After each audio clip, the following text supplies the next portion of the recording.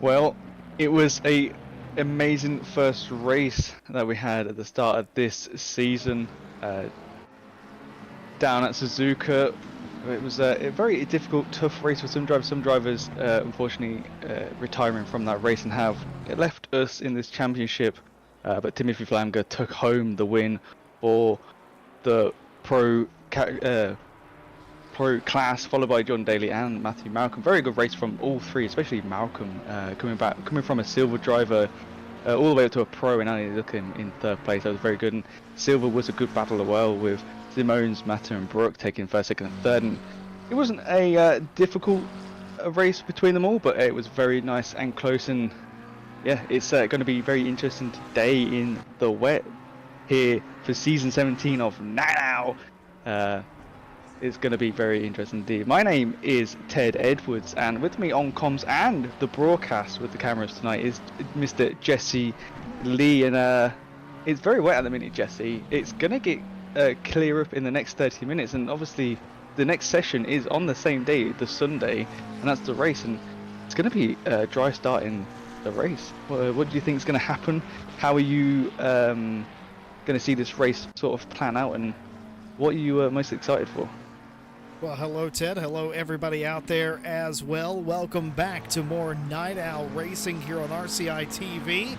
And it is a very wet Donington Park. And if you are thinking about making a trip to the United Kingdom, I can promise you, and the tourist board will do the very same, this is not usual for this part of the world.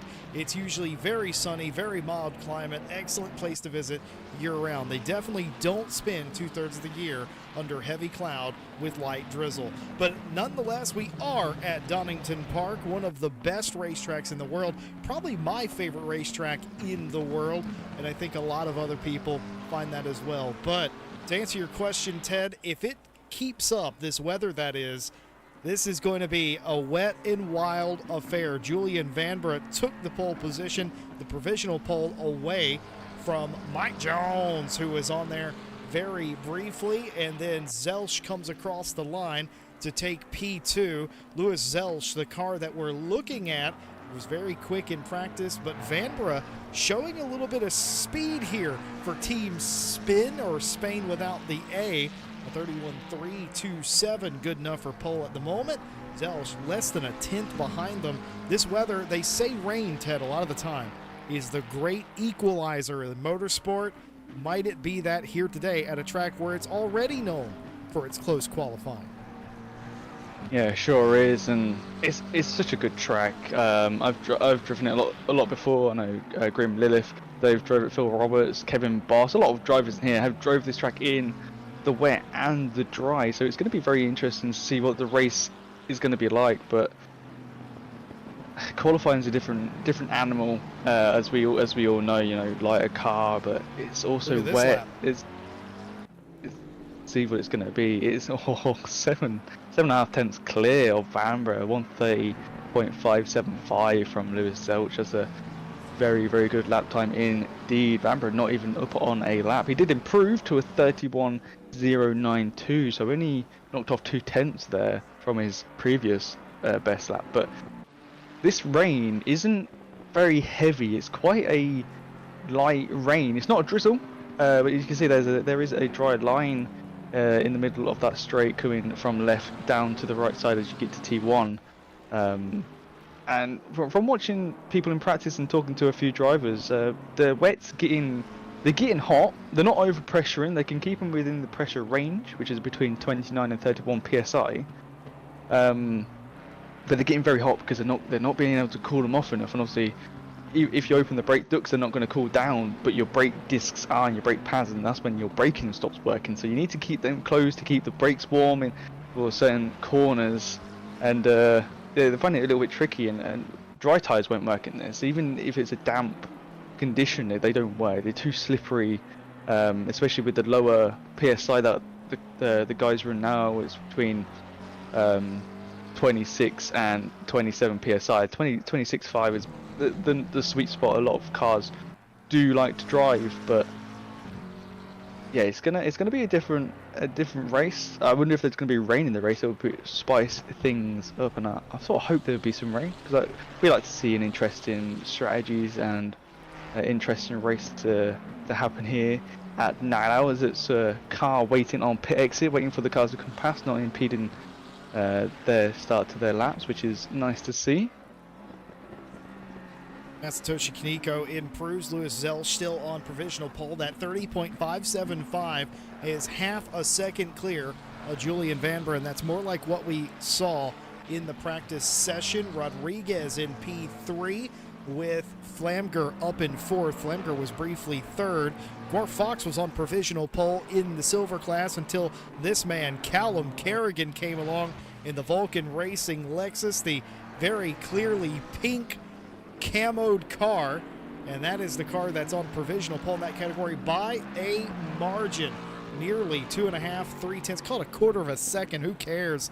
Out in front, up inside the top 10, the only silver up inside the top 10, but there's a couple of cars out there that I think might trouble Callum a little bit later on in this session. Here's one of them, oh dear Lord, I don't know why he's called his team name that. Normally, this is Les Stevenson, who drives for the Dropping the Hammer Racing team. He's dropping the Alabama references this week is what's going on, and no real improvement that time. In fact, was trending a 10th or so to the good, but lost it there coming through the Melbourne hairpin, and eventually ended up 1/100th off of his ultimate time. Qualifying typically close around here, but it doesn't always look like it's going to be close until it is at the end. The first couple of spots with Rodriguez taking P2 for right now. A new quickest lap for the Argentine driver, a 31.005, just about a 31 dead, brings them under half a second to Zelch, and now shares the front row with the 44 car. Callum Kerrigan, though, still out there in the mix, and they've just come out of pit road. 6.5 minutes to play here, enough time to get a couple of laps in. And keep bringing up that qualifying's typically close here. The first couple of positions aren't right, but Ted, look at that from fourth on back. We're talking hundreds, thousands of a seconds, the difference between some of those drivers.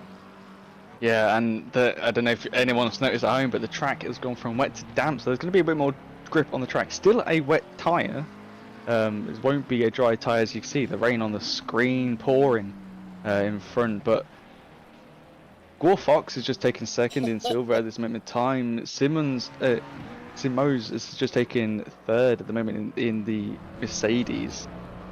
So Les needs some catching up to do, but the times are I think they're gonna start tumbling a little bit with the more grip that is on the track.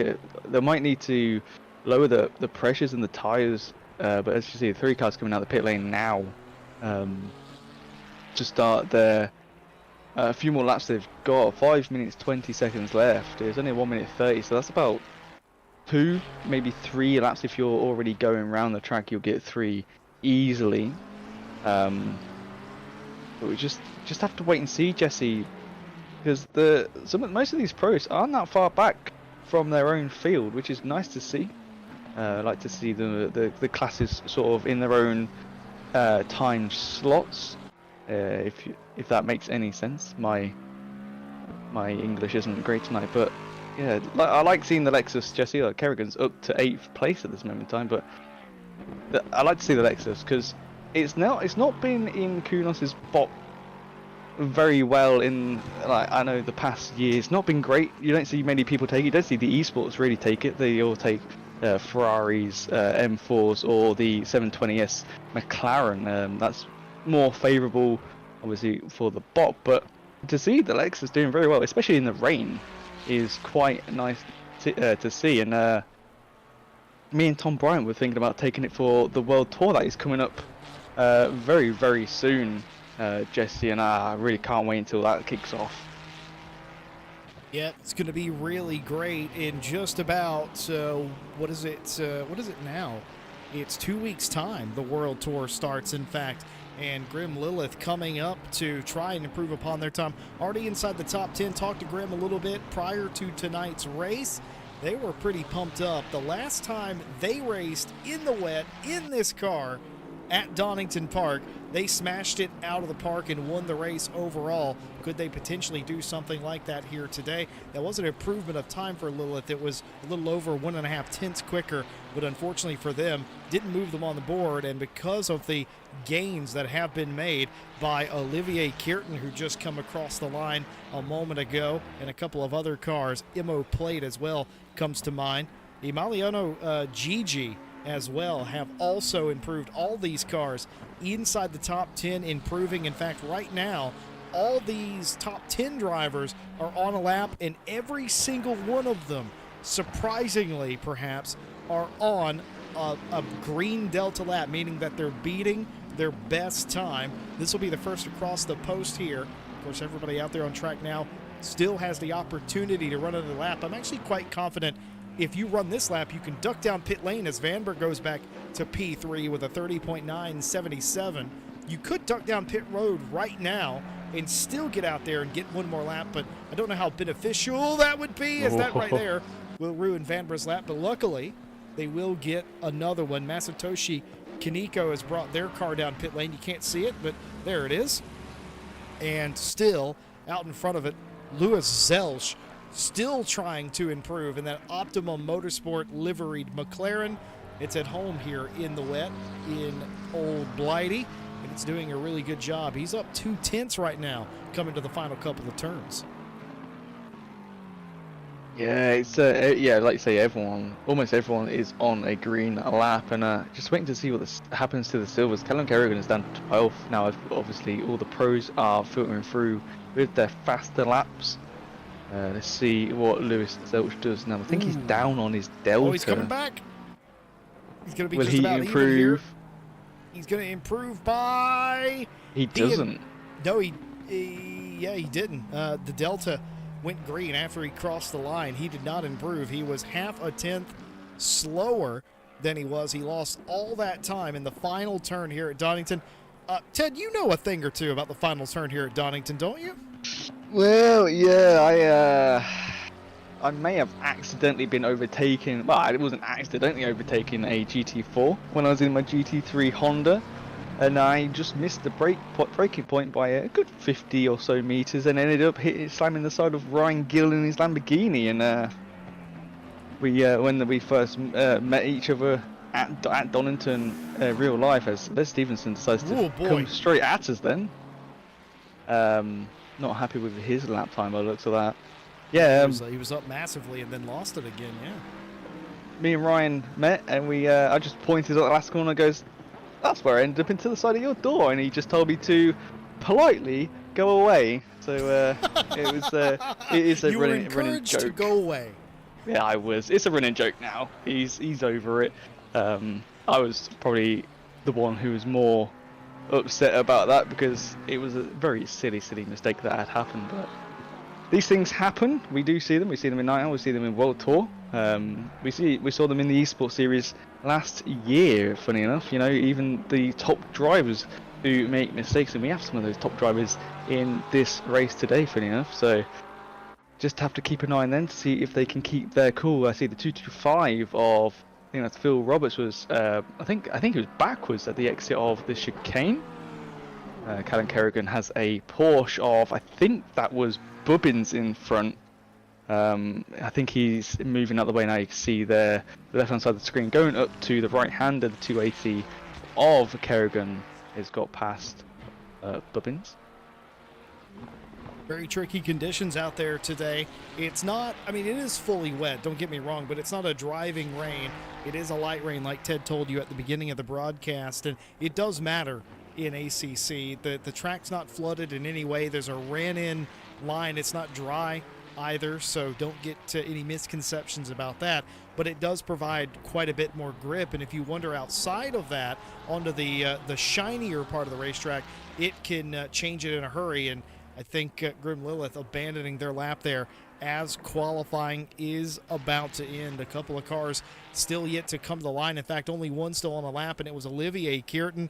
And I believe Kierton did slightly. No, they did not No, he improve. didn't. Lost it in the final chicane again. Another 1.5 tenth change there in the final bit. Now, that is a very common thing we've seen in qualifying, but here are the results of qualifying here at Donington.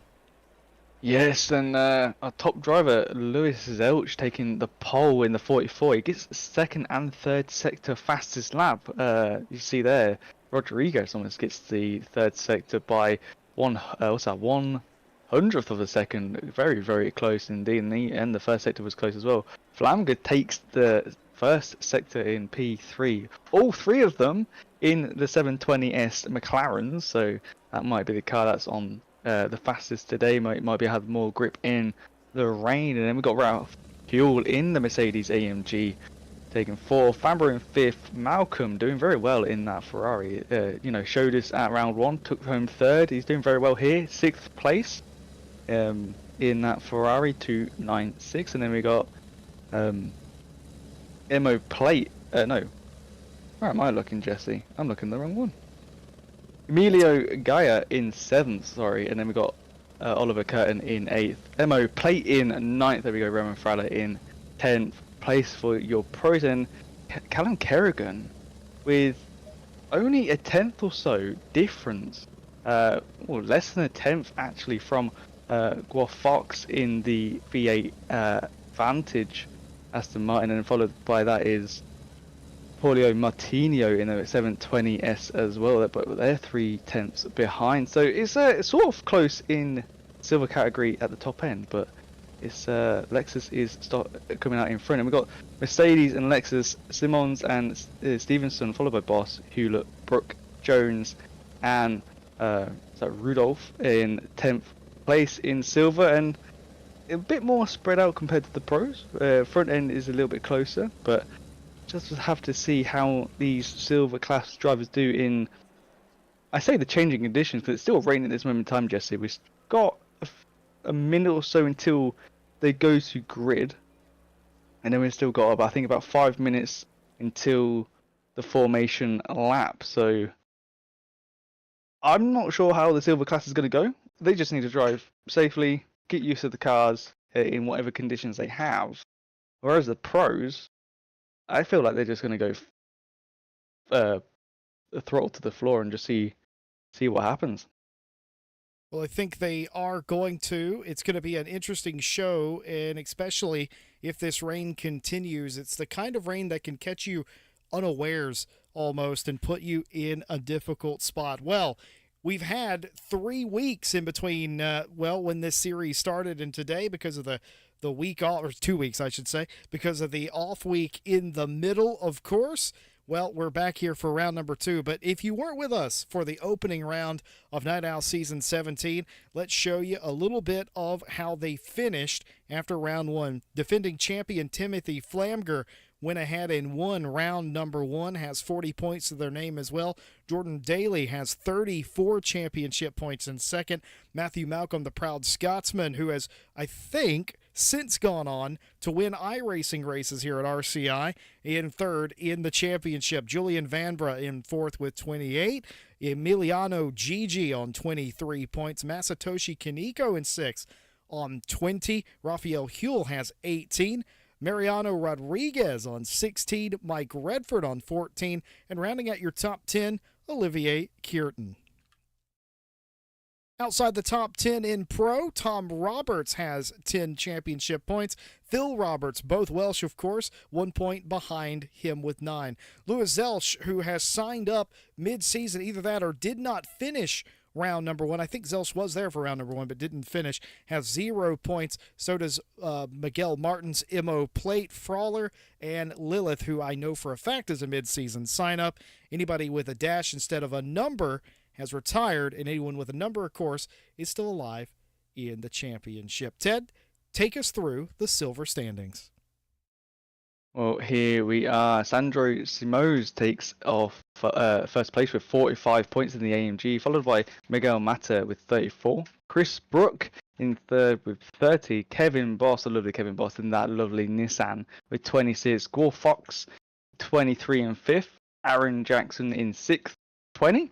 our lovely Mike Jones, who's been around here for a while now and has come back to race with 18 points in 7th. John Schultz, 16 points in 8th. In 9th is Bren Jones, 14 points. In 10th is Paulio Martino with 12 points.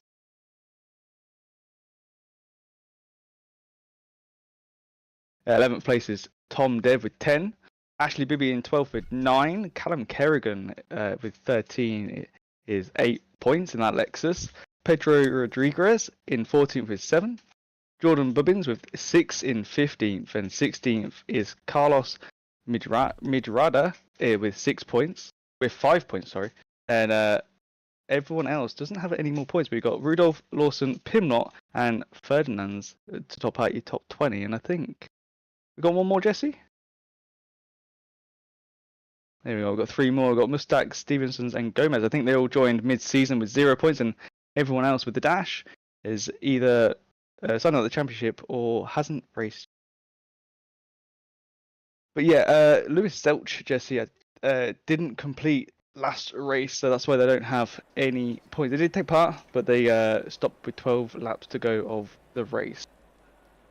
That is true. I believe there was an incident or something, a matter there that led to them not finishing that race, and that is why they didn't get points. But they are back here today. Zelch on pole again, trying to right the wrongs of, well, I would say a week ago, but it's been 2 weeks. Does time heal wounds like that, Ted? If you have a really bad opening round and you get an off week, is that longer to stew on it, or does that actually help you mentally get back in the game knowing that you don't have a race immediately after it? Well, I think with our top drivers that we have here, they probably do other races as well. So instead of being sat around waiting for just that one champ you're going to do and not doing any of the races or whatever, you probably don't sit on it because you got other things to think about. You got other races to concentrate on. Maybe got a different car you need to try out for whatever you're doing. So I don't think with Zelch he's going to be thinking about that. He might, now he's racing in night hour again for round 2. He might think, oh, I remember that incident in round 1 and how annoying it was. But he's got pole at this moment in time. I think he's just looking to the race ahead. Obviously, if you look at the weather, as I was saying, we've got 15 seconds till the formation starts, and in 10 minutes it's just going to be cloudy. The rain is going to stop. The track is wet again because obviously there's no cars been around in the 5 or 10 minutes we've been waiting. So that rain has accumulated back on the track, but it's going to dry off pretty quickly. Racing line's going to pop up quite quickly, and when that rain stops, which is probably about 5 or 10 minutes from when we go green flag, it's going to start getting drier, and these guys are going to try and have to keep their wets cool because of what strategy they're going to have for the pit stop, because there is a mandatory pit tonight with an interesting set of requirements. Ted, we've got to if we're going to talk about the pit stop requirement, we have to do it correctly. Ted, I hear that this is Night Owl, and we always have a random pit stop requirement that is not known to the drivers until the week of the race, or perhaps even the day of the race. Ted Edwards, as the master of Night Owl, what are tonight's pit road requirements? Well, tonight, Jesse, we have one mandatory pit stop with 1 litre of fuel required in a 40-minute pit window, which is a little bit different from what we had at race 1. Race 1 was 57. But also this time we have a fixed refueling time of 25 seconds. So if you take 1 litre, that's going to be 25 seconds sat in the box. If you take a full tank, that is still 25 seconds. So these drivers now got to think, do I need to take tyres? Well, it's going to get dry. It's already damp dressed, Jesse. We're only not even halfway around the track, just about halfway around the track now. And it's already damp. So these wets are going to start heating up. If they're sensible, they're going to start on dries. And they're just going to have to go through the pain of them being cold as they are being on the wet track, and just hope that this track dries out quick enough and there's no more rain going to come, and they can just take the fuel, the 1 litre of fuel they need, and just sit there, or they're probably half tanked it is probably what most drivers would do. But yeah, they just got to hope. Well, I hope that most of them started on dries. Couple of updates from the pit lane. Mike Redford having a sort of a nightmare week. He practiced as he would do for any race, and he's just something up with the car, something's up with the setup or the driver. He's unsure, but he has reported to us that he's just not, something's just not right, that something's not syncing up or meshing correctly. And of course, Redford, I would agree with that. Mike Redford's not a 17th place driver, and that's where he qualified here today. So something amiss there that they'll have to do a post-mortem on. Of course, Jordan Bubbins has reported that his force feedback is coming in and out. Mike Jones told me in confidence earlier that they were going to qualify in the back on purpose because of the weather. And, of course, keep an eye on that silver battle all night long. Callum Kerrigan and Gwar Fox went toe-to-toe there in quali. And the big question I have for all of you at home, can Louis Zelch do it? He's qualified on pole before, but he's got to make it through the race. Can he get it done in the 44? Ted, we're getting ready to go. Take us away. Oh, I'm excited, Jesse. Let's have a look. So we go green flag in a few seconds. Here we go. Green, green, green. And Zelch gets a good start straight away, followed by Rodriguez. Flamingos looking there, backs off a little bit going into the turn one. I think a few cars are 2x2 in the background. Yes, they are. Anyone side, Phil few Roberts cars gets off spun. track. Oh, this car in the back, car in the front has gone round as well. I think Curtin took out Malcolm, or had an incident. Phil Roberts is off in the background with the 88, whoever that is, not sure. We're all cycling through as going over the timing lines. Oh! Now, there's another car off us. I thought that was Masatoshi then. I'm not sure who that was, Jesse. That's the Was that 972. Fox? That's Gwar Fox. That's Fox. gone off there as well. Here comes the 88. You got to be careful rejoining. And we'll try to dissect all of that after everything calms down. A couple of big incidents there. Zelch gets through cleanly. Rodriguez in second. Flamger, Julian Vanbrugh, Huel, they're all safe for the time being. The pressure's going to come behind. Raphael Huel here in 5th place is being pressured by Emiliano Gigi, who has Imo Plate right behind them. Meanwhile, in the background, Sandro Somos trying to hold off charging Masatoshi Kaneko and trying to get by Roman Frawler at the same time. It's job done for Somos as they've gotten by Frawler. Masatoshi trying to make their way through here on Frawler as well. Yeah, the 255 of Phil Roberts has retired from the race. Unfortunately, they were straight back into the garage. And they have left the circuit. Oh no, not the Lexus of Kerrigan. That was the leader. That was the leader in silver. I think that's Callum Kerrigan that's gone off. I think that was his own fault. It might be he's on the dries, Jesse. It's just a little bit wet there on the you know, it's a very tight corner, and you want to get your foot down as quick as you can, and it's probably got to take it down too soon. Oh my goodness, that gives the lead of silver over to the Portuguese driver, Sandro Somos, the Carburetor Racing liveried car.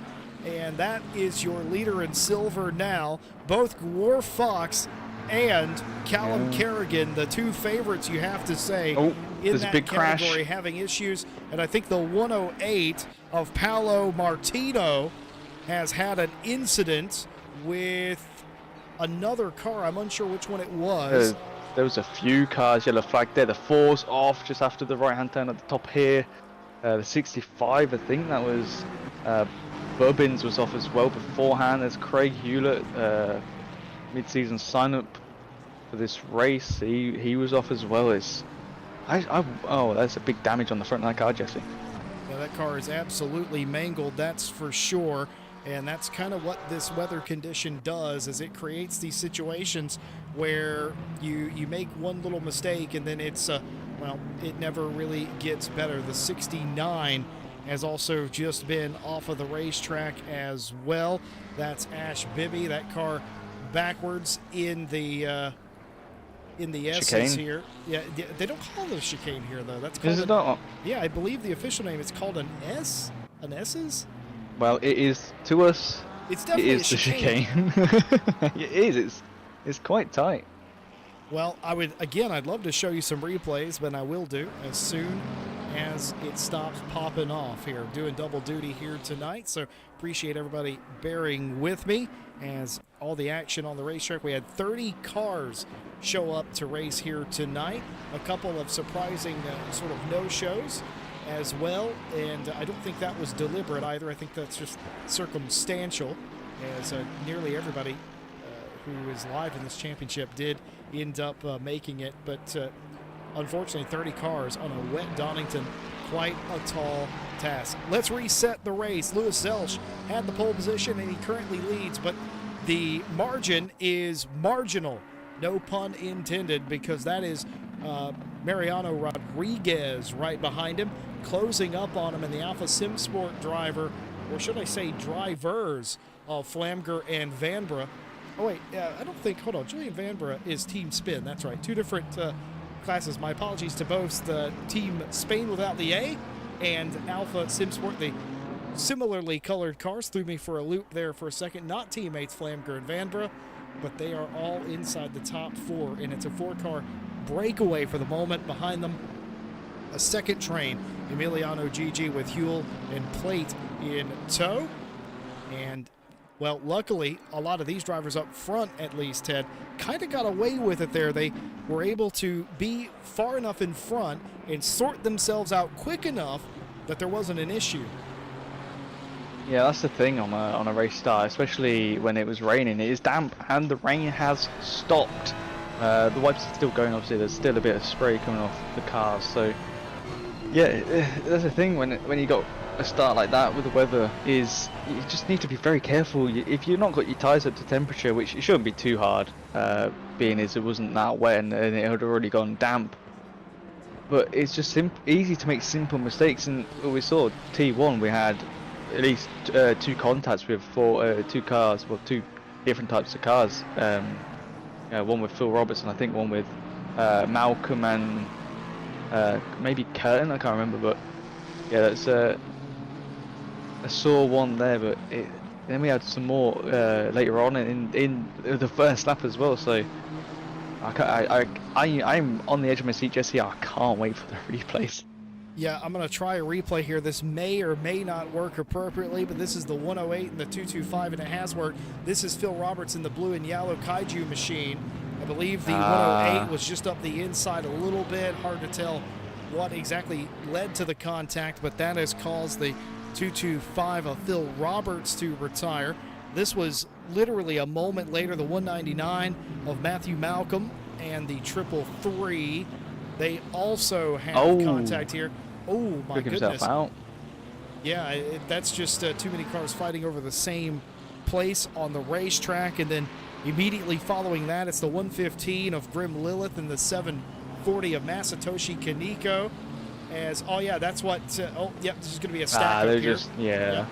He's they're just trying to play it safe, and you can't see that there's, even though it's not that much rain on the first lap, it's still got a lot of spray, Jesse, and everyone's just can't see each other's brake lights perfectly. And this is just the aftermath of that first incident with the 108 and Phil Roberts. Now, moving a little bit further up, this was the 46 and the 5.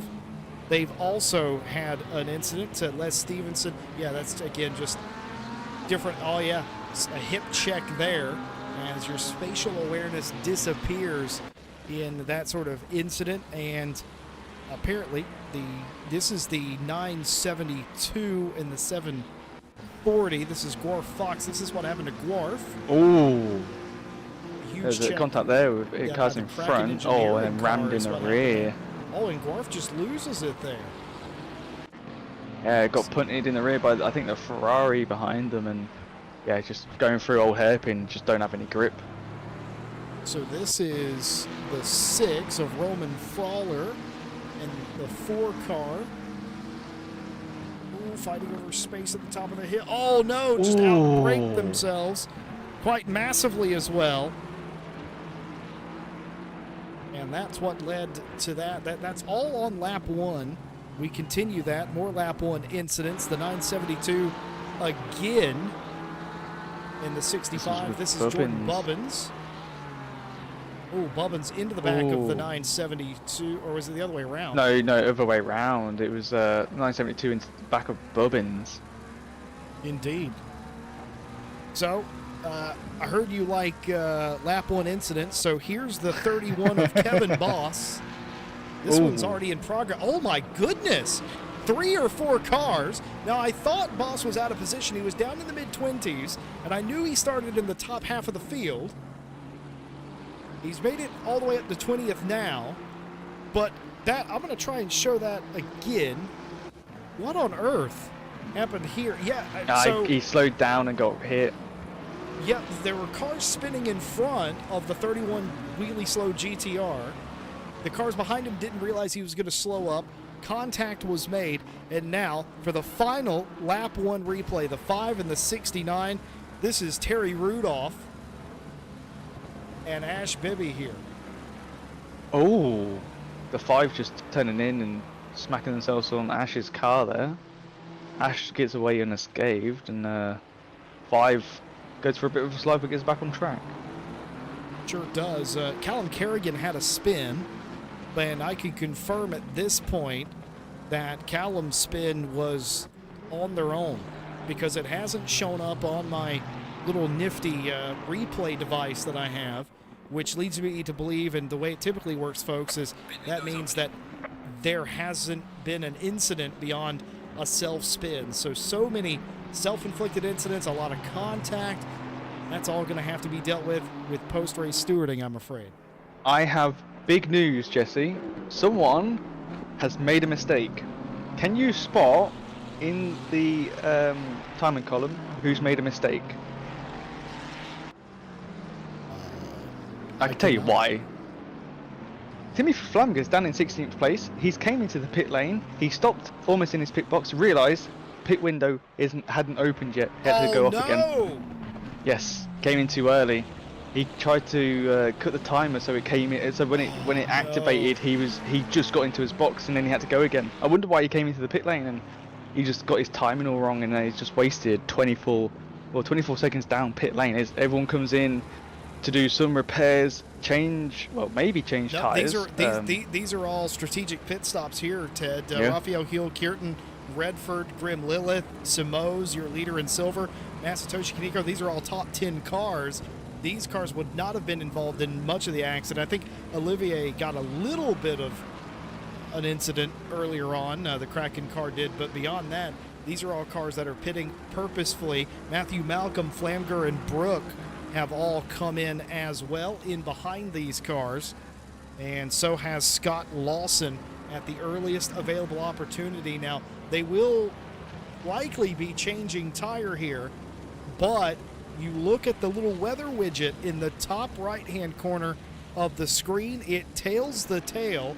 In 30 minutes time, before the end of this event, it is going to start light raining again. Decisions, as you can clearly see from the helicopter cam, as we follow Raphael Huell's car, his Mercedes. There's a dry line on this racetrack now. It formed very quickly with this many race cars going around Donington. It will disappear again in less than 30 minutes time.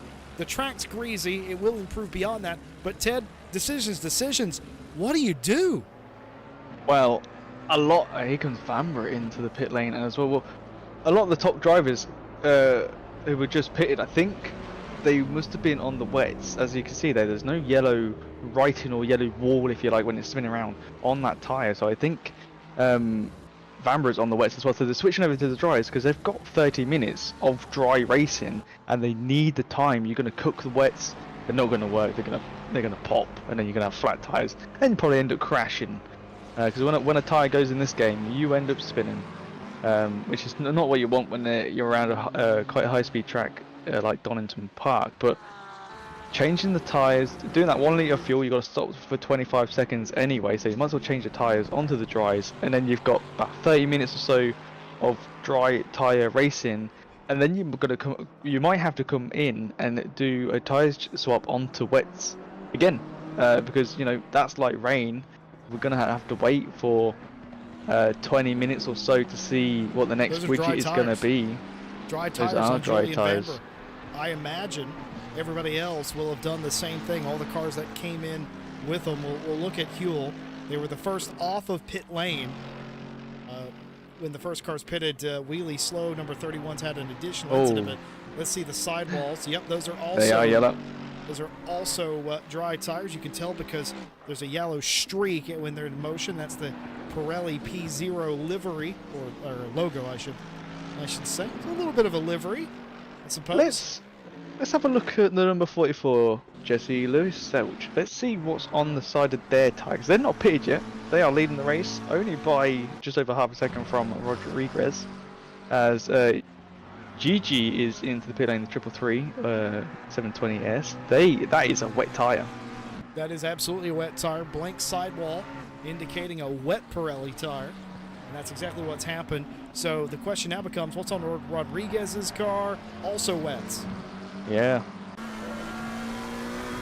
So they got to pit soon, unless they are somehow coping, because there's no wet patches on this track. It's just a darker patch either side of the racing line. As you can see, the lighter patch is that dry line, and the darker patch is not that wet. It's a greasy line, if you like. There's not really going to be much spray. The curves might still be a bit slippy, but it's not really going to be anything there to cool your tyres off with. So they're going to come into the pit lane soon. The 5 is yellow flagged going up the hill. I did see some cars come in, Jesse. The 4 was repairing, but they have retired from the race. I think the 60, I think we had the 60, they've retired as well. Let me confirm if we did have a 60. We did. That's Ferdinando Gomez. They've retired their Lamborghini, and the 4 of Craig Hewlett had a massive crash, and we saw the front end of that 720S was all messed up, and they have retired from the race. Here comes Mo Plate to do their mandatory pit stop and get off those wets onto those dries. Pit stops ongoing, and very early on they're trying to take advantage of the pit cycle here and get off of those tires. Grim Lilith trying to go around the outside and gets by Ash Bibby, and I feel like that might have been a little communicated and facilitated there by Grim and Ash. Normally you wouldn't give up a position that easy, even if you're in different classes, but that was certainly likely a direct communication between those drivers in a private chat somewhere at the moment. Well orchestrated indeed. Les Stevenson trying to take the lead from Bryn Jones in the silver class. 2 Joneses in the field tonight, a Mike and a Bryn. Bryn's leading the class currently because they have not done their mandatory stop. If you haven't been with us or don't recognize the Assetto Corsa Competizione UI, the timing tower on the left side of your screen, I'll briefly explain. The thing to the right of the driver number, if it has an amber number 1, that means they have a mandatory required pit stop to do. If it's green, that means that they are not required to come down pit lane for the rest of the duration of the race.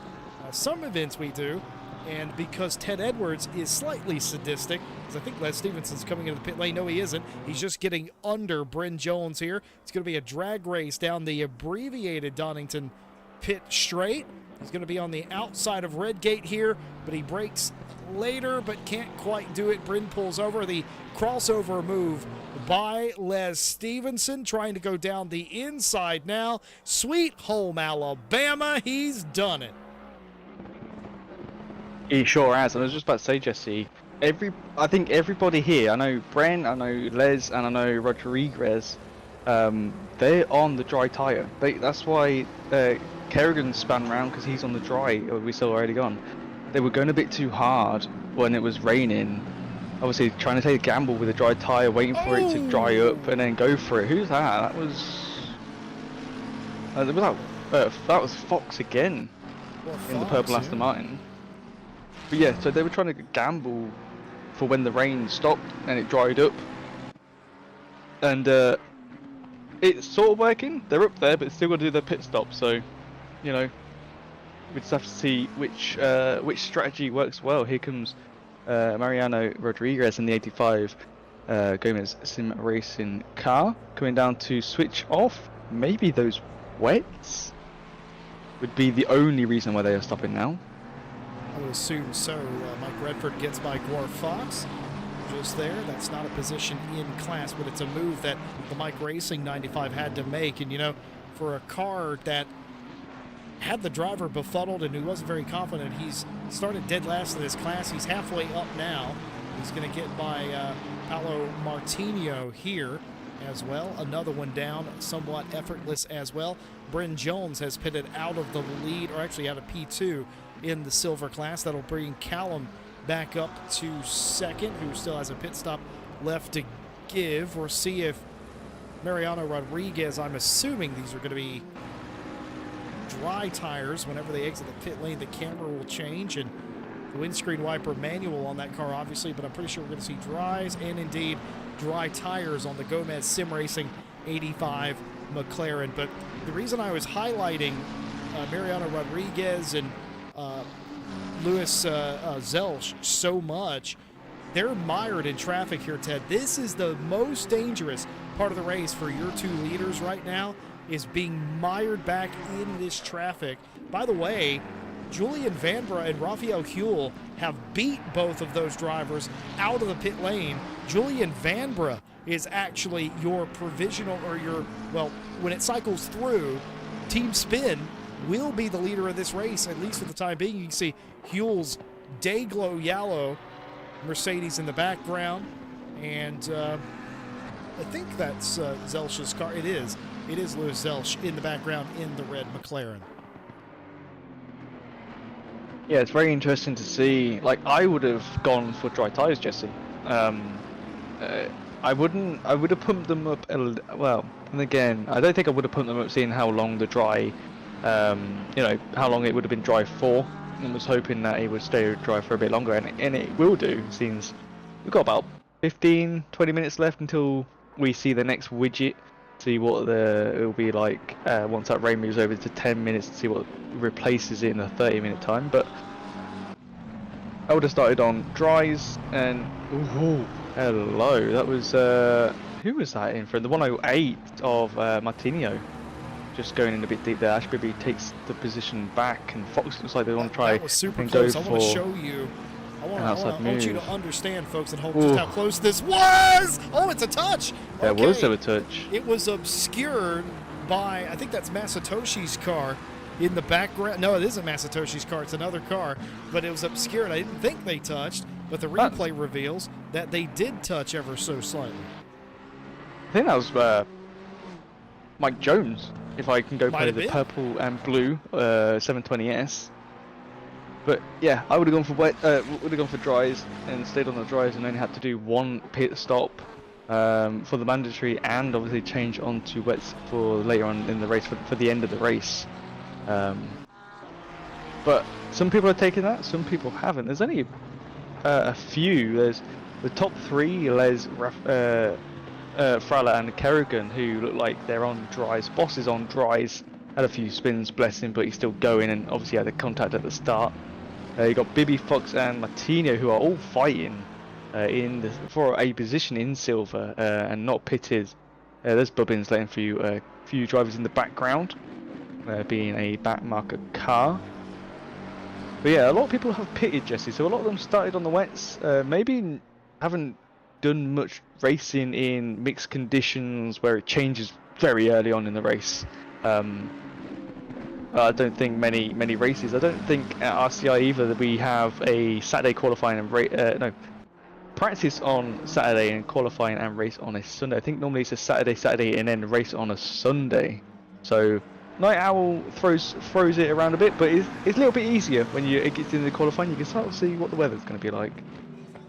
I got to get a couple of things out of the way. First of all, Louis Zelsch just passed Raphael Huell to move up to what effectively is P2 in this race. I know it says he's 5th right now. I know that could potentially be confusing, but in real terms, everybody else has to pit.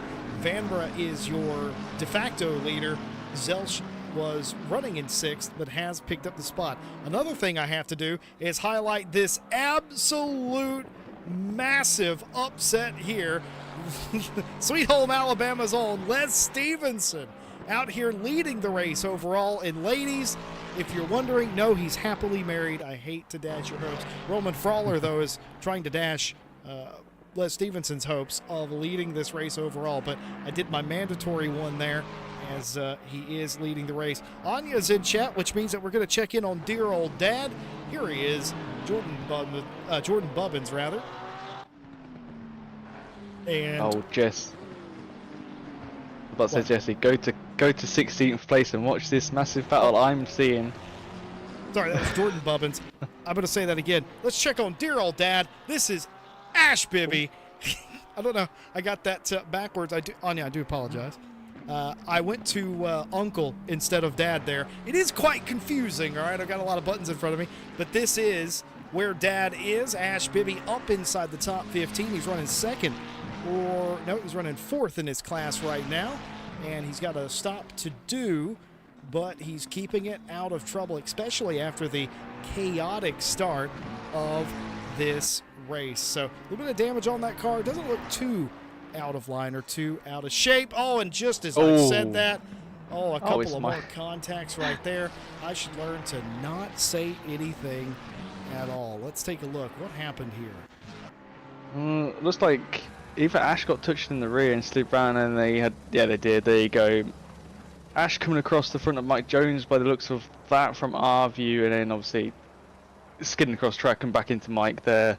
And there's 4 cars behind fighting to try and get past those 2 cars there. But we've got number 5, Rudolph in for Optimum Motorsport. They might be doing a pit stop. Car looks a bit damaged. You got the 88 Ricardo Ferdinand's AF course car is in. Looked quite damaged when it came down pit lane, Jesse, a few moments ago. Front left headlight wasn't working, let me tell you that. So they've been in the wars. Certainly has. Let's show you some more of the carnage that we have had out there. This was back on lap number 5. I wonder, will this work? It will. Emiliano Gigi. Keep in mind, it's still raining at this point. The car coming completely back onto the racetrack. I think Flamger and Gigi having contact there. I think that was. I think it was Flamger. It was the 19. It was Timothy Flamger. That is Flamger. Yeah. I matched the livery with the car, Jesse, the driver. Let's do Flamger again. This time versus Chris Brook. Little tap there. Flamger just turns in a bit too much. Maybe not seeing the car coming, unfortunately, but spotter should have helped out there. But nothing too crazy. Just a bit of training paint. I wonder if this is enlightening for what's happened to Ricardo Fernandez.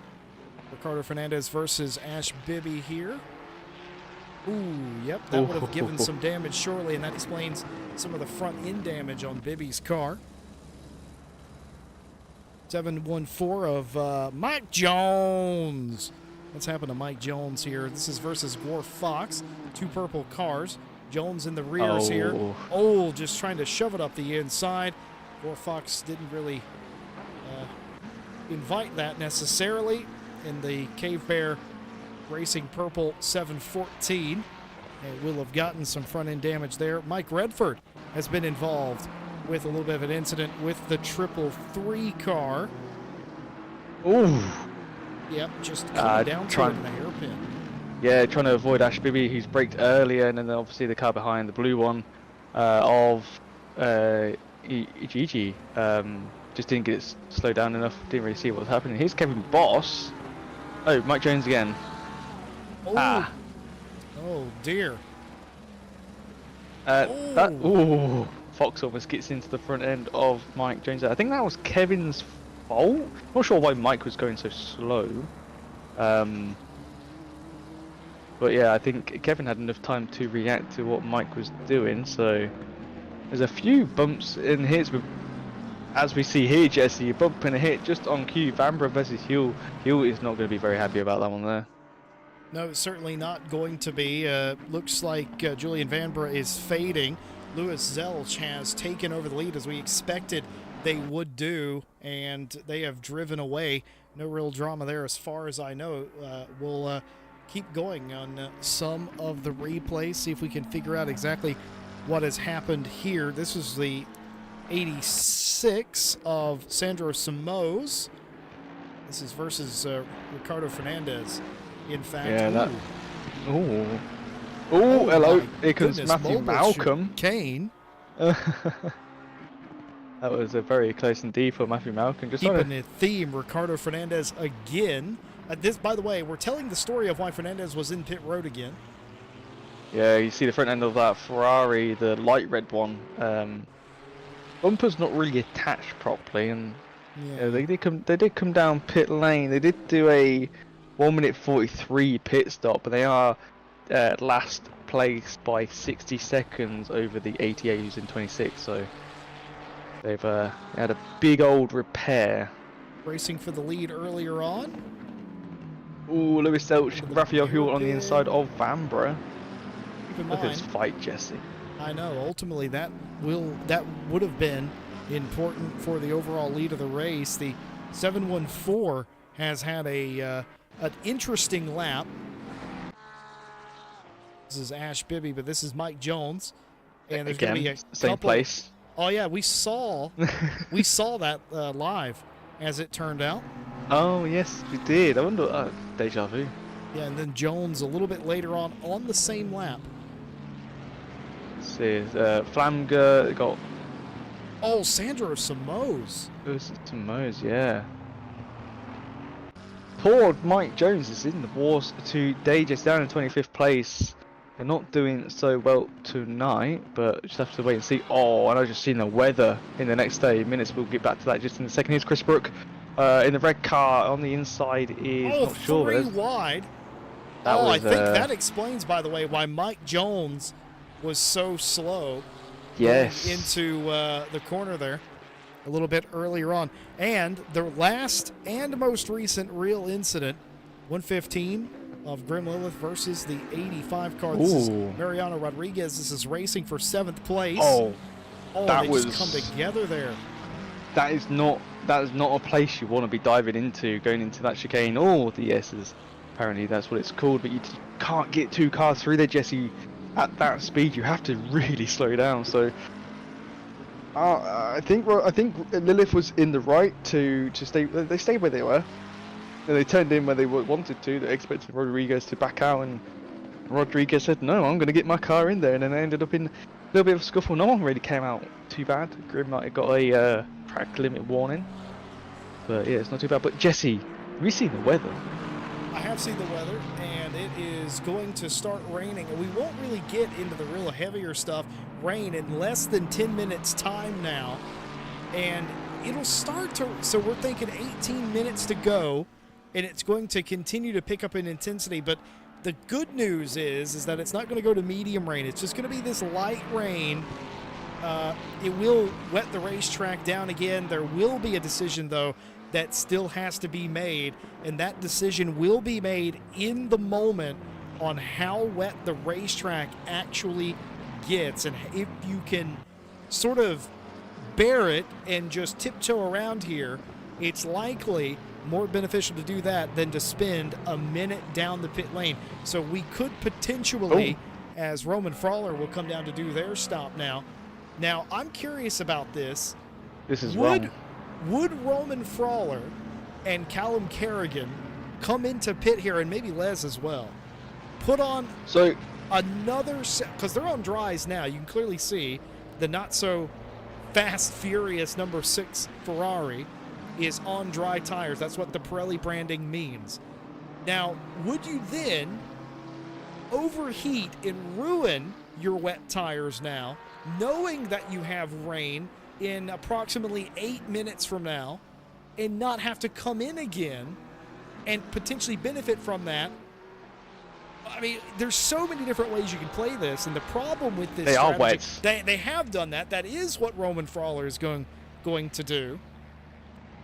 What would you do, Ted, in this situation? Because nobody. Here's the great thing about motorsports, folks. Nobody's right yet.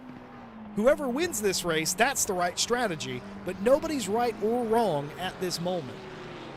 So Seb in chat, Sebastian Brunier is in chat, our lovely driver who used to drive the night out a long time ago. He said bad timing for a pit stop. Yes, but I think I forgot who just came into the pit lane, but Roman Fowler.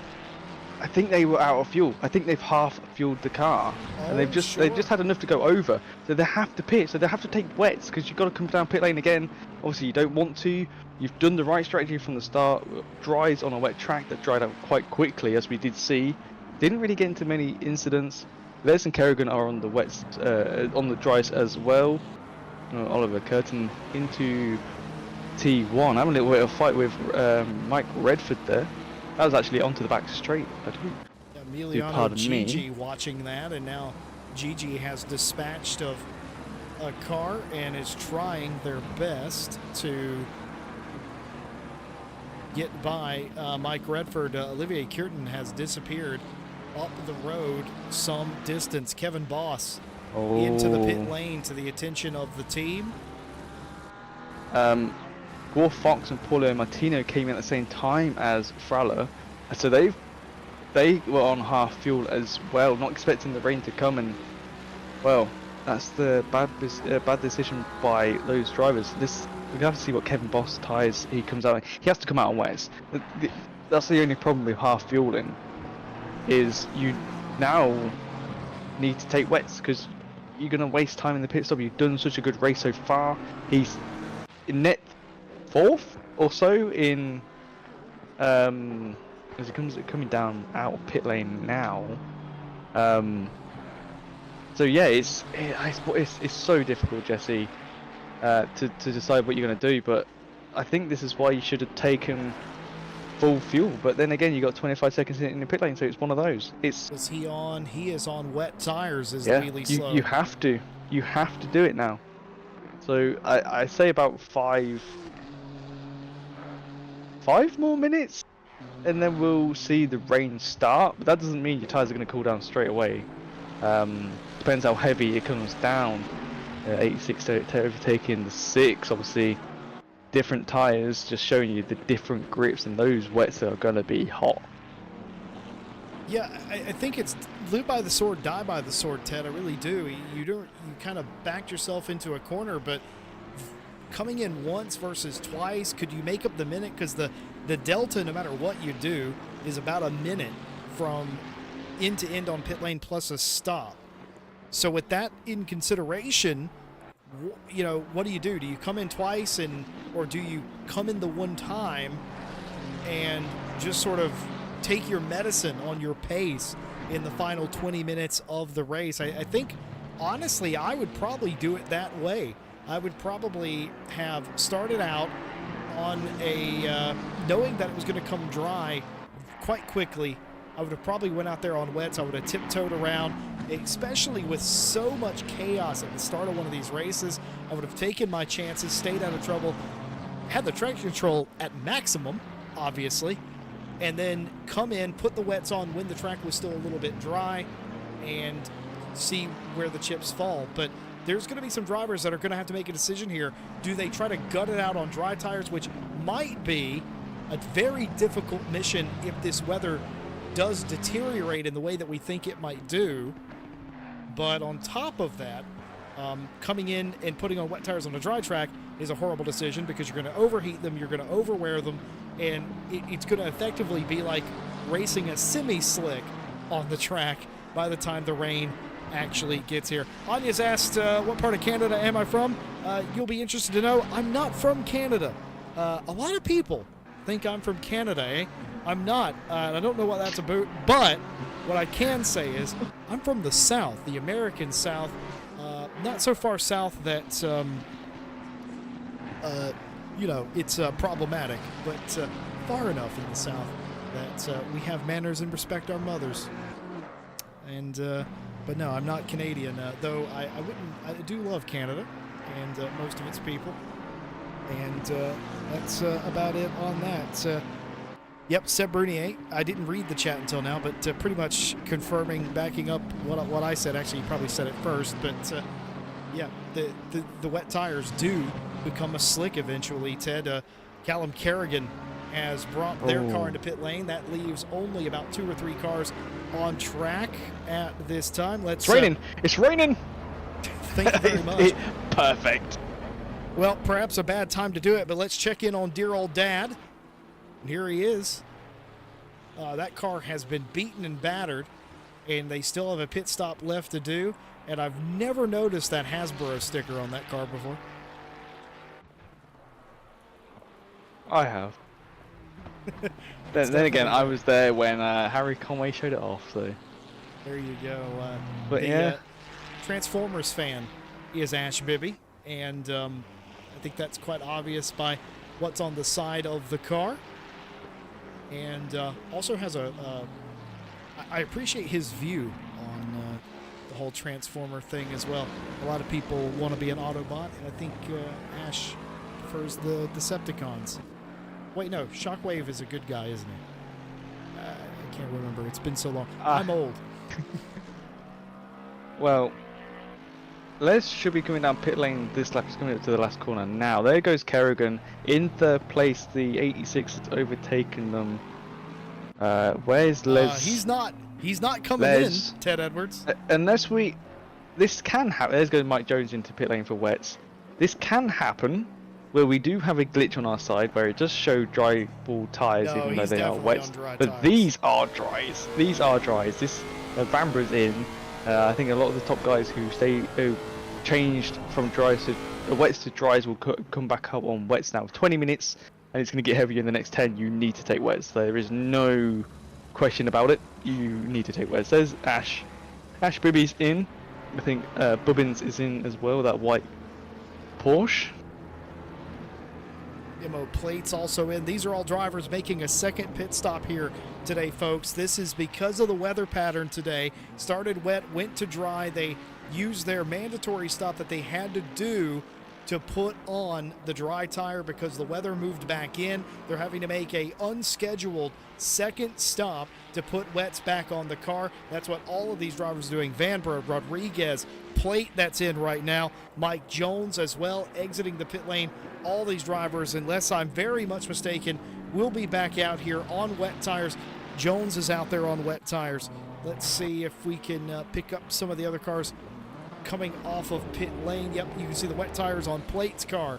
Here comes Mariano Rodriguez out of the pit lane. And yeah, wet tires, as you said, Ted.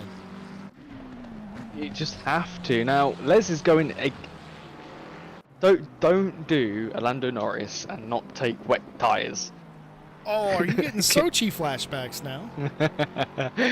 Made me cry that race. Oh man, I just don't want Les to lose this. He's doing very well in that Lexus, and I'm liking the Lexus at the minute, Jesse. Its bop is not too bad. Looking pretty good here at Donnie today, isn't it? We got two in the silver class.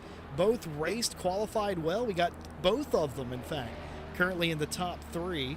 Speaking of, Grim Lilith will give up a spot inside the top 5 to make their pit stop. Now, again, that's a second unscheduled stop. They will likely be putting wet tires back on the number 115 Ferrari, the Crocs-sponsored car. Does he actually like Crocs, Ted? Do you know, or is that a joke? I think it's a joke. Yeah, a bit of an inside joke between a few of the Triple R guys. But yeah, it's, I don't think he wears them, is what I'm saying.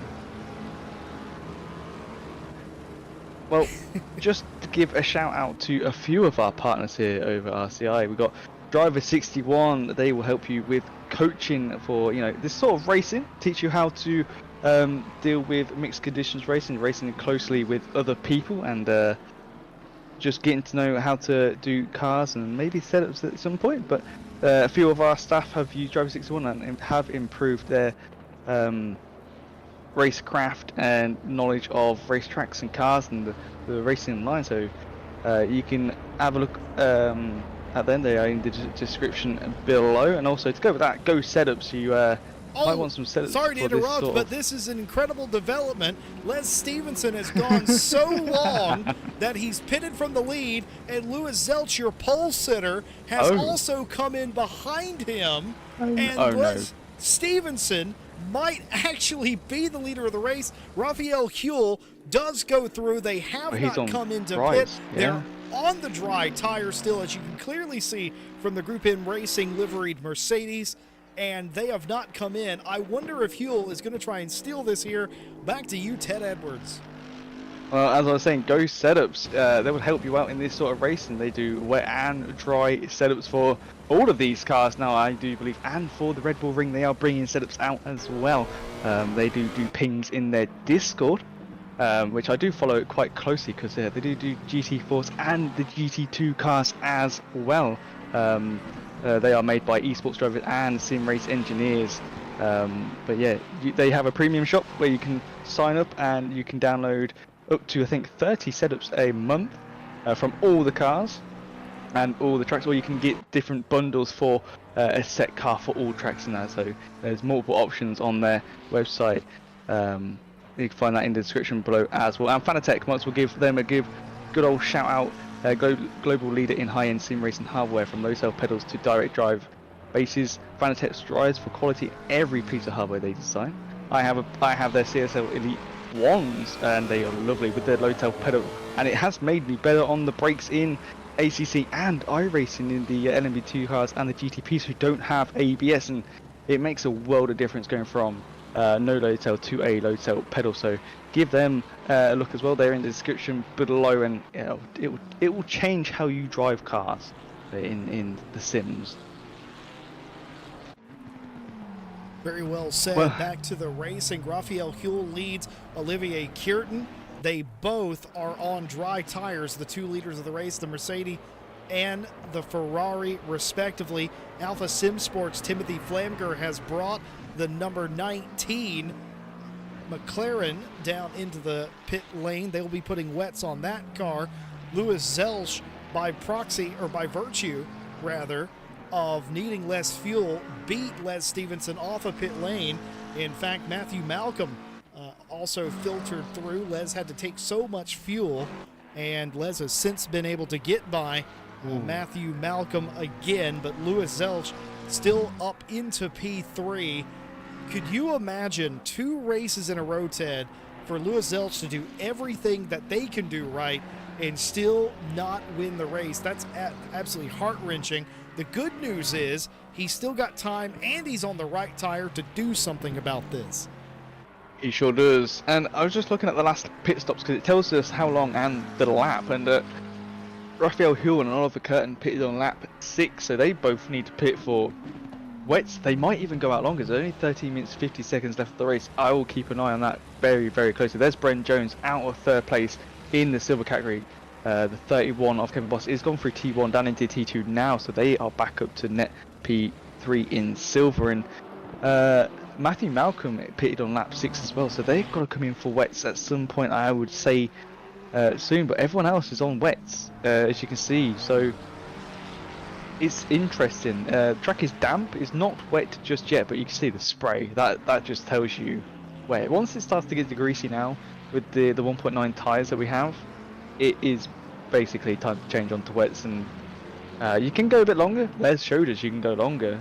He basically did a Max Verstappen and gone long on the tyres compared to everyone else. So it's very interesting how he wasn't sliding. He looked very calm and composed, but just have to wait and see what happens. But Les is still behind Louis Zelch, if I'm not mistaken. I thought he would have came out in front, Jesse. Yeah, it's been an interesting race. The rain, we typically talk about being the great equalizer. Well, it's also a huge wrench, a spanner, if you will, in the works of any strategy, as Mariano Rodriguez goes for a big old slide. I gotta give you a replay of that. Look at this. He saves it down here in Old Hairpin. He's sideways. That doesn't look like much, but I'm gonna tell you something. That'll wake you up. Emiliano Gigi here as well. Similarly liveried car. Trying their best to get by Mike Redford for 12th place. No dramas out front, but this is what we're working with here. Raphael Huell leading the race by some margin here. Has not come in to put wet tires on the car. They did their mandatory stop. They got off the wets, put on dries. About 15 minutes in, they have not come back down. They're trying to wait this out. The problem is heavier rain albeit not medium rain or moderate rain, is inbound. The track is deteriorating. It's damp currently. He's on dries. So is this driver, Olivier Kierton for Kraken Engineering. We know these two are going to be slipping and sliding. It's going to be a tall order, but they have a gap not only to one another, but to the car in third. This is Louis Zelch, your pole sitter, who is on the correct tire and hasn't worn them out by racing them on a dry racetrack. The question will be, with 11 minutes left, can Zelch make up a 20-second gap? Well, that is a tricky one, Jesse. I think they would need at least 2 seconds a minute, or at least a good 3 to 4 seconds a lap, something like that, to catch up just in time for the end of the race. As it's only a 1 minute 35 at this moment in time. That's for Raphael Huell, and 1 minute 32 for Louis Zelch.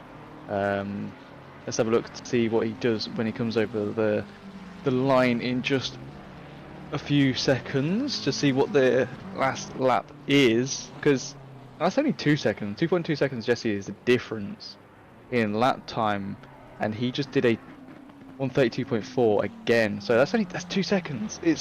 I don't think it's enough. Huell just needs to just play it safe and just continue with it. Callum Kerrigan is just trying to keep Matthew Malcolm behind his well, they just got past Matthew Malcolm, do I? Sure has. Excuse me, yeah. Making the pass, the Vulcan Racing Lexus 280 making the move for the 5th place position, trying to track down Les Stevenson, who has somehow converted their strategy. It was never really for them about the overall win, I don't suspect. They were trying to gap and stay away from the other drivers in their class. You got Les Stevenson leading the silver class with Callum Kerrigan, who we just saw make a pass on a pro driver, Matthew Malcolm. And then all the way back in 15th, you've got Mr. Where in the hell did he come from? He's been backwards twice in this race, has the Dutch driver Kevin Boss, but somehow he may be wheelie slow, but he's got the strategy wheelie right because he's in third. Yeah, and who is he flashing at? Is flashing the race leader? Yeah, he is. He's flashing because he knows he's faster, because he knows Huell is probably on the dry tyre, and you know Kevin's going to be a lot faster, even though he is a slower driver. But he is a consistent driver at that. But he knows he is quicker, but he's not actually catching that much at the minute. I think with the dirty air, he's just getting put off in the corners and making his GTR a bit unsettled. But let's see the speed difference now. Is Huell letting him go by? Probably is, to not have much of a scrap, to try and just stay ahead of Zelch, who is only 16.9 seconds. Zelch is not going to get P2 unless P2 ends up in a wall, Jesse. That's what I'm saying right here, right now, with 8 minutes left of the race to go. There is Grim Lilith on Matthew Malcolm. 2 Ferraris trying to fight it out. Oh, Grim gets the perfect line for the old hairpin. They are side by side. Malcolm's car now. Grim Lilith able to get around him, but I'm curious about the tire on that car, because he's fallen back quite quickly, and yeah, that's why. Dry tire. Is it dry? Alf Racing 199. Well, yeah, he's doing the same strategy as Huell and Curtin. They're all three pitted on lap 6. So I think Malcolm should have pitted for wets maybe, but I don't know how far back he would have put him. So I guess he's doing the right strategy, and he's now getting challenged by Bambra, who is on the wet tyre. He pitted lap 25, so Malcolm just needs to take home points. He has a 5-second gap to Rodriguez, who is again on the wet tyre. So keep it clean. 7 minutes left of the race to go. Get that TC a bit higher than you would normally do, and yeah, just try and play it nice and consistent. Jordan Bubbins has retired his car. His force feedback gremlin has reappeared, and it has taken him out of this race. We started with 30 cars.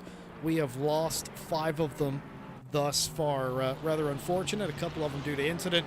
A couple of them, no doubt, due to mechanical fault. 25 still circulate the battle for the win might be out of hand, or so believes our resident community moderator and excellent race engineer, Sebastien Brunier. Thinks that it might be all over. Raphael Huell might have stole a win here tonight, but is not so sure that Olivier Kierten is too far away for Louis Zelsch to do something about. And we'll see how that works out. In fact, let's see, that gap, he needed about 20 seconds at the 11-minute mark. He's gotten 9 seconds of that gap already taken away. So I think Seb's correct. But also, shout out to Allison Bibby for calling me Canadian. A very, very nicer than what I normally get called. I'll take it. Jordan Bubbins out of the race. Let's check in on what I call Dad Cam. Check in on Dad Cam. And just going along here. Could get a top 20 out of this thing here tonight, Ted. He sure can. He's following Bamber at the minute, who's obviously a lap or so ahead, but the 740 of Kaneko has spun around just before he got onto the straight, so that's very unfortunate from them. But I think that was a spin on themselves. I don't know what tyre they are on. Kaneko pitted lap 26. They should be on wet tyre, yeah. God knows what happened. Maybe caught the grass. Grass is very slippy. Curbs, even though you got wet tyre on, curbs are dangerous in some parts of this track. You just got to be careful, especially the AstroTurf. The green bits you see there on the entrance and exit of Old Hairpin there, they can spin you around. And Malcolm trying to hold off Rodriguez, doing an amazing job on those dry tyres, and I don't think it's going to last long. There is Emo playing in the background in the BMW. There goes the AC5 trying to get it in. Didn't get their braking right enough, but does get the exit. And Malcolm almost loses it into the BMW's path, but both cars get through, and Malcolm goes back from 8th place to 10th place. And I'm not sure. It's 10 seconds gap to Redford there. That's just 5 seconds there. It's 5 seconds. Please excuse me. Speaking of Redford, here is Emiliano Gigi working on Mike Redford for effectively 11th position. This could be, I don't know, there's not enough time left, but it might have been for 10th place had the gaps been a little bit closer. The 421 has had an issue. Bryn Jones has spun off. Let's take a look at what happened to Bryn. Looks like he just lost it there. Old Hairpin. Yeah, whipped around on him. Yeah, it's very it's so easy for Old Hairpin. You go through the S's and you're changing the weight in the car, and this feels fine. And you get down to old Hairpin, and it feels like it goes flat and then just dips in the middle of the corner and comes back up a little bit. It's a lovely smooth corner, but in the rain it does sort of unsettle the rear if you don't have your setup set up properly, and go setups. But yeah, it does unsettle the rear end of the car, but yeah, very unfortunate from there. Only 3 minutes left of the race to go, and get a bit of a spin like that. Still in 6th place in silver, so still good points on the table for Bryn Jones. Emiliano Gigi working on Mike Redford still. Got really close that time after Old Hairpin, unable to do anything with it. Paolo Martinho has had a spin in the Old Hairpin, but they have recovered the car and continued. And Seb Bernier excited about the proposition of racing like this. Mo Plate's pretty happy about it too. They might get an additional spot here on Mariano Rodriguez for 8th place. Nice position overall. Keep in mind, that's 8th place overall, but that's really 6th place because of there's 2 silver cars in between them. So only points awarded for in class. That's all that matters. And where you finish overall, that's just more or less for racing drivers anyway. That's just really bragging rights. So 6th place, that's a lot of points here in this championship. And of course, I don't have to explain. More points is, of course, better. Raphael Huell, Ted, for your money, as we come to the final, probably the final lap here coming up. What do you make of that strategy? Do you think he knew it all along, or was he just hoping everybody else pitted early, didn't come in? I mean, somebody had to gamble, right?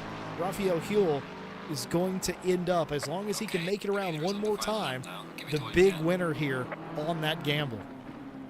Yeah, he just kept his pace going, and he's got a massive gap of, I think, 17 or so seconds to Curtin, which is 19.5 seconds to Zelch, who's climbed that gap up to second place. 1.6 now with a minute left, 1 lap of the race to go. They might be able to take second place here. I might have been wrong, but this Mercedes just looks so planted. He's just obviously very careful on the throttle, very careful on the brakes. Got that ABS and that traction control turned up a bit higher than obviously normal, and look, a little bit of a wiggle, but that's what you expect on dry tyres in these conditions. It's not wet, it's a damp track. There you can see the dark line is now the racing line. The wet patches either side are the wet bits, and that's where he does not want to drive. Like the cars in front taking a bit more. Oh, that 108 is now slowing down to let the leader go through. Wants to finish the race. He doesn't want to do another lap. Now, whether that's tires or fuel, he does not want to do another lap. That was purposeful by Paolo, and he's allowed Raphael Huell to come through. A lot of cars doing the double pit to try and get an advantage. Raphael Huell, one of only 2 cars that had elected to not make that strategy or to not do that and gamble. Huell's going to win the race, but Louis Zelch, who did do the double, the fastest car, you could argue, trying to make it happen here on the last lap, and he's got through. But it's Raphael Huell for the Mercedes Group M Racing liveried Mercedes car. He's going to win it here today in a surprise thriller. Olivier Kierten is going to be a little bit frustrated as he loses second place in the penultimate corner in the Melbourne hairpin. Louis Zelch comes home P2, and that will put Kierten in third. But you gotta say for Kierten, what a decent finish, what an excellent podium, especially after the contact at the beginning of the race. Yes, and can't forget Les Stevenson taking the win in silver class, followed by Callum Kerrigan in second. The Lexuses taking first and second place. Grim Lilith takes home fourth in Pro, fifth overall, ahead of Amber, an esports driver. Grim Lilith holding them back by almost 4 tenths. Very well done indeed. And it's Rodriguez, Plate, and Gigi taking the top 10 there overall. And then where is Kevin Boss? How far back? He's second to last corner. That's the third place silver we're waiting on. Every other silver is finished. So Kevin Boss has now confirmed a third place in silver. He is the last car to finish this race. He's done very well in that GTR. Lexus and GTR. Twice!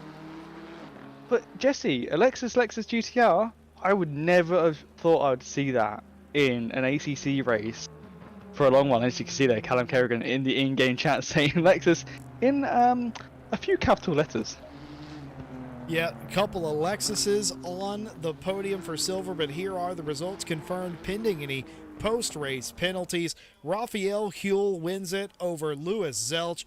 Olivier Kierten third. Your podium in pro. Les Stevenson wins it in the silver class over Callum Kerrigan. Both in Lexuses, Lexuses. Either way, they're both on the top steps of the podium. Third place, wheelie slow, was wheelie good strategy in smart driving there by the GTR. Folks, we don't do betting here at RCI, but I can guarantee you, if you put in a bet of that, not only would you have to have been checked into the loony bin, they would have not believed you in any way, shape, or form. The rest of the results scrolling on your screen. 5 retirements here tonight. The rest of the 25 cars finished the race. Weather played the big factor here tonight. Ted, what an exciting race. And keep in mind, we blame Ted Edwards when it goes wrong, right? But I think tonight was a brilliantly executed and managed race, Ted. Good job. Oh, thank you very much. It did look good indeed. If you go back to the overall tab just a second, Jesse, and go down to 10th and 11th place, look at the gap between Redford and Gigi. 1/1000th Yep. of a second.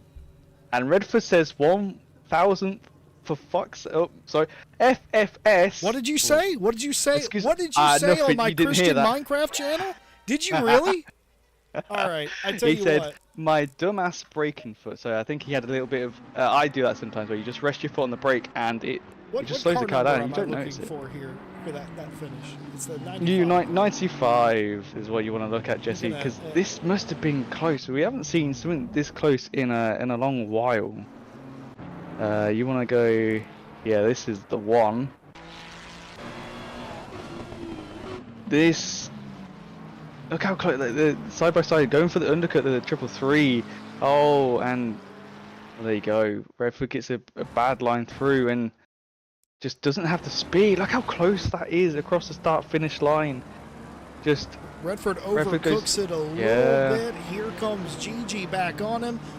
Not really touching, and oh man, I tell you what, they've actually set us up with this here. So let's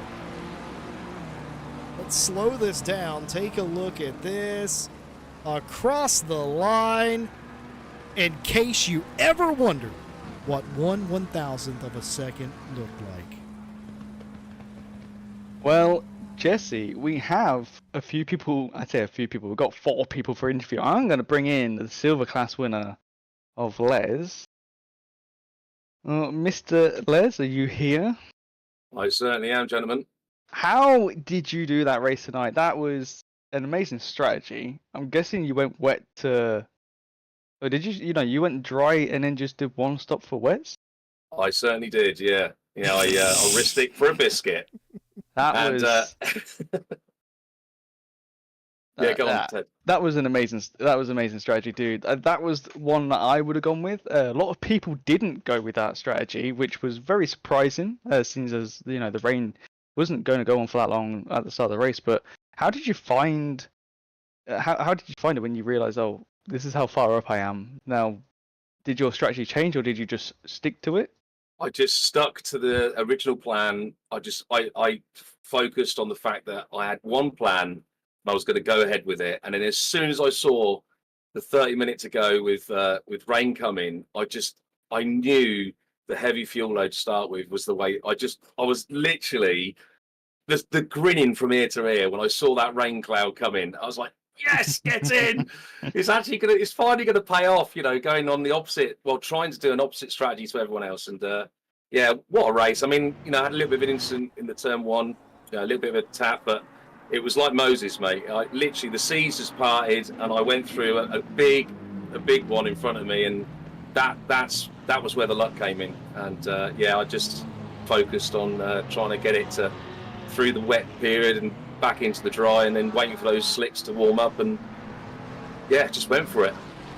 Well, congratulations on the win, dude. That was amazing, and doing Lexus proud there, because don't see many Lexuses drive anywhere really in ACC, and it's very nice to see that it is a strong car again. Looks like the Kunos Bop is working for it. Well, I'm not going to lie, Ted. It was a little bit of a bet between me and Callum Kerrigan, and it was to do with the Ferrari Challenge on the Mondays. And I said, whoever wins, who gets furthest up in this race, gets to decide the car for Night Owl. And yeah, I beat Callum, and yeah, so I chose the Lexus as a bit of a joke, to be honest. But actually, it's a rocket ship on the straights, and it's not too bad round the corners now. Well, very well done, dude. Is that going to put your hopes up for the next race? Well, it's now going to make me very nervous for the next race, isn't it? But I'm assuming, I believe it. Is it Paul Ricard next? It is Paul Ricard, and I can tell you something. It's the fastest car on the straight. Yeah. Well, maybe I don't need to run zero wing then. But yeah, really looking forward to it, and yeah, thanks for creating a great championship, and I'm really looking forward to next week. Well, that was Les Stevenson, our silver winner in today's race at Donington Park. Right. Next driver is our second place of Callum Kerrigan. How are you doing, dude? Very well done on your second place in, again, at Lexus. How did you find it? What was your strategy as well? good night, everyone. I guess. First of all, yeah, that was good fun. If Les didn't tell you the story of why we're in a Lexus, I lost a bet, so therefore we both had to go Lexus. But now I'm not regretting it as much, thankfully. In terms of strategy, originally I asked Les what he was doing, and I was just going to go opposite to whatever he wanted to do, just for a bit of fun. But when the weather changed, it was a last minute switch. Dries, overfuel the car, see how far we can go, and then switch to the wets. Well, it worked out for you both, so very well done indeed. And it's very, like I said, very nice to see Lexus up there at the top. How are you feeling for the next round, Paul Ricard?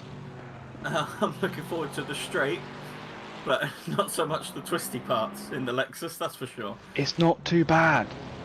Is it not too bad? Well, No. I'll take your word for it. I'll take your word for it. I've been doing some testing for the World Tour, so I can tell you it's not too bad. If you have a Go setup, pretty good. I'll have to nab one of yours. Oh well, we'll have to see about that one. But yeah, very well done on the second place, dude. Now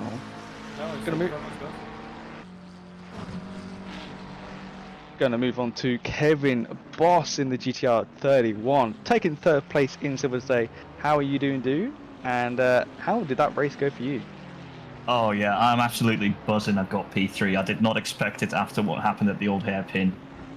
Seeing the two guys crash in front of me. Lucky sod. I hear. I was very lucky to still get P3. I just had to put the throttle down, and with the amount of fuel I had in the car, had to come in a bit too early to put on the wet tires, because I started on the slicks, which really helped out, I think, all of us in the top three. I think except for when I got hit and one whoopsie by myself, I think that went very well. Yeah, we saw you spin a few times, and I thought that you weren't really going to be in contention for a podium today. But yeah, you surprised both me and Jesse that even though there was a load of pro cars in front of you, you were still third place, and it was nice to see. GTR is pretty good. Obviously, your strategy worked out for you, and other people wasn't on the same strategy. They went for a two-stopper, whereas you went for that the one-stopper. But yeah, very nice racing indeed. And how does that make you feel coming to Paul Ricard? I don't know what the GTR's like at Paul Ricard. I don't know if you've done any testing or anything, but how are you feeling for that race? I think if I can survive sectors 1 and 3, I can have a blast on the straight, because this thing does want to go forwards. I even noticed it with when I was on the slicks and against the people on dry. Like, once I was able to get my foot down, I was gaining on people. So I think the straight line will be the strength, and then of course Paul Ricard being very known for the Mistral straights. That's going to be fun. Interesting. Well, very well done on P3 today. Thank you. I'm going to move on to our pro winner, Mr. Raphael Huell. Very well done, dude, on the dry tyre. Now, what was your strategy? Was it wets to dries? I think it was. You pitted lap 6 for your dry tyres? Yeah, exactly. I started on wets and then switched to dries, then just stayed on those. So, I would have started on dries and then switched to wets later on in the race. What was your thinking behind starting on the wets? I was thinking about starting on the dries, but in the beginning we didn't see that it would rain again. So that would have been a gamble. So I started on the wets, was hoping for a completely dry race in the end, but didn't quite happen. Well, you kept your lap times up there, and your car looked really stable. Obviously, Lewis Delch was catching up on third place. Forget who that was. Oliver Curtin. It caught Oliver Curtin in the last second to last corner on the last lap. So you still had a massive gap of 15 seconds. So you did very well just to get your gap early on, staying out of trouble. And yeah, you just drove an amazing race. Yeah, thank you. A question I've asked everybody is, how are you feeling for Paul Ricard? I do know that the Merc is quite good there, so it might be my favorite track on the calendar. Oh, interesting. Well, Also Merc. well, very well done on P1 today. Now you said that, I'm excited to see how Paul Ricard is going to go next weekend. But yeah, congratulations on P1, my dude. Thank you. Yeah, we'll see how the next race goes. We sure will. Well, that is everyone for the interviews tonight. That was a lot of interviews, Jesse. P1, 2, and 3 in silver, and obviously our lovely winner Raphael Huell in that lovely, colourful Mercedes. It's such a good race tonight. Like I'm going to say, a shout out to one of our partners. Couldn't do it without AK Sports, helping us with our server management over here at RCI. We wouldn't be able to put these races on for you guys, and that was probably up there with one of the best races we've had in Night Owl for quite a while. The weather was on point. The strategies were all over the place with different drivers. We had 2 Lexuses in the top 2, followed by a GTR, which like I said earlier, would not expect to see that in a million years in ACC. But those 3 drivers just had a really good pit strategy. But yeah, how was it for you, Jesse? Was that what you expected to happen tonight? We never did any predictions to see who would win, which was normally a tradition of Night Owl, but we never did that. Yeah, I wouldn't have picked anybody that won, Ted. Honestly, I didn't see any of that coming. Just an excellent drive by Raphael Huell, an excellent drive by Les Stevenson. You could say that about all the podium finishers and contenders here today. I know that Zelch probably doesn't feel nearly as bad about this one as they did round number 1, because ultimately they got beat by strategy. They have to do what they feel is best for them in their car at the time. Second place, not the end of the world, especially considering they still probably got the most points of the day with quickest lap and, of course, the pole position, all paying bonus points. So really good for them as well. Olivier Kierton, same thing you could argue, just excellently executed strategy. Say that about Callum Kerrigan. You could say that, of course, about Kevin Boss as well. So I wouldn't have called any of our podium contenders other than Zelch, obviously, but it's just such a fantastic race. It's frustrating. It's nerve-wracking if you're a driver. From up here, though, in the commentary position, just a brilliant race, one that will very much live long in the memory. Yeah, sure will. One more partner to shout out is digitalmotorsports.com. They have all your top brands of sim racing gear, and it's your one-stop shop for everything sim racing. Whether you're into needing of a new sim rig or a whole new sim wheel or a whole new sim rig, from beginning to expert, they have everything, something for everyone. You find the link in the description below, and you can also build your sim rig on their little builder they have on the website, and you can see what it looks like before you have it delivered to your house, so you know what you are getting, and you can mix and match different sim racing gear together. So you can check them out in the description below, digitalmotorsport.com. But yeah, next weekend is our next race, round 3 at Paul Ricard for Night Owl, and it's yeah, it's going to be interesting. I already know the pit requirements. I actually have them set out for once before I even put the practice server up. But I'm not going to tell you the secrets until next weekend. But until then, we have other championships about to start. Monday Champ, TCX and GT4 multi-class. 46 sign-ups, Jesse. It's going to be very interesting indeed. It is. Multi-class, the BMW touring car, any GT4 you want. They're starting off at the newest track in ACC Red Bull Ring. It's going to be a lot of fun. Sure is. That starts this Monday coming. And also on Wednesday, midweek Masters. We need some sign-ups for that. That is a team champ with 2 drivers for 80 minutes. And we start off there at Spa, followed by Hungaria Red Bull Ring, Kota, Brands Hatch and Paul Ricard. Come and sign up for that. You don't really want to miss it. We don't really do team champs in the week. And that is the one we do it on. We switch it between, I think, solo and then team champ each season. So come along, sign up and do that. And you might even get some practice in for our world tour that is coming up in 2 weeks' time. More on that in a second. We have also we got for iRacing is on March 9th, which is next Saturday. We've got the 2-hour 40 of Sebring, 2 weeks before the iRacing official event. So if you want to get some practice in before then, come on, sign up. We've got it going. We've got quite a few cards. We've got 17 sign-ups at this moment in time, and just get your practice in before the actual 12-hour endurance race. And yeah, we had a load of people for the Daytona. We did 2 hours 40 of that, and a lot of people come to practice, and it was a good fun. And I'd like to see more of you come fly. Obviously, we've got our IMSA season 1 still going on. 2 rounds left on that on Thursdays. We've got Road Atlanta and Sebring left to go. Sebring on March 14th, which I think is the week of.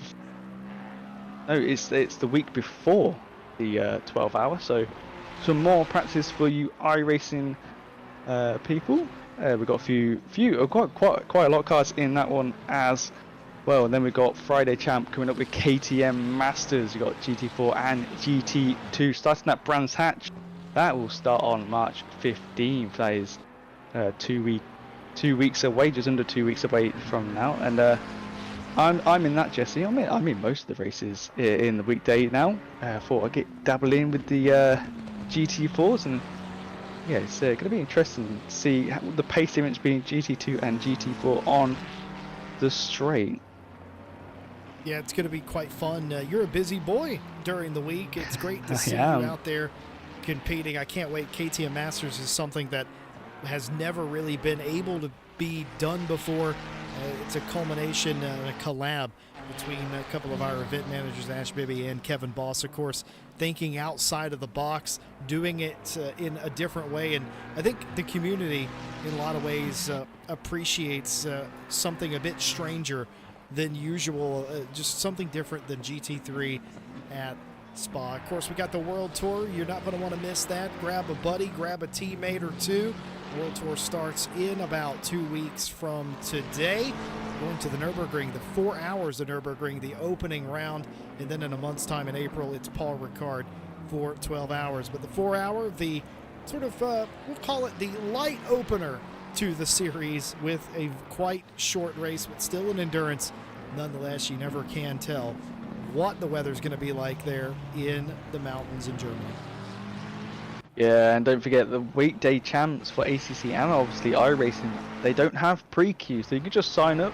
Just make sure you don't do the sandbag. We don't like that over here. We will move you up into the proper class, but yeah, we don't have any pre-queue anymore in our weekly champs. Only in the World Tour, the main Enduro Championships. So just come along. You just sign up and you can just race. You don't need to sweat it out trying to get into the split you want or whatever. You just sign up and here you come and race. And we've basically got a race every day of the week apart from the Tuesday, which is AMS2, but at the minute we don't have a championship up for that. Tim Island might pop something on the website, which is racerci.com. We'll always have a championship up. You can see everything there, and obviously our Discord as well. The link is in the description and on the website. So come and check us out. There will always be something going on here at RCI, but I think that is all bases covered, Jesse. Have you got anything else to say? No, I sure don't. Well, actually, I take that back. I do have something else to say, but it's just a thank you to all of our lovely community members that show up not only to race, but to everybody that shows up in chat to support their drivers, their family, their loved ones, their friends, all of that. We definitely appreciate all of you coming and showing your support, not only to us, but those that are racing as well. It means the world to them. It means the world to us. For any of you that subscribe, like the video, that never miss a round, we appreciate you a lot.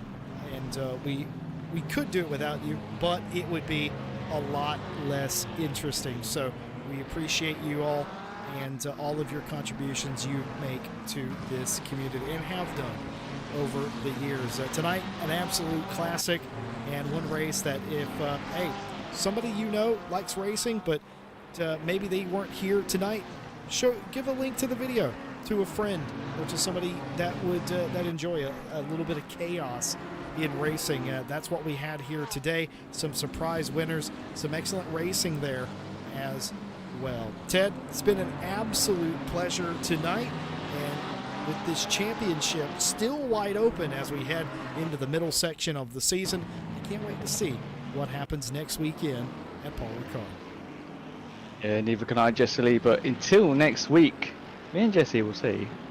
Have a good evening and good night.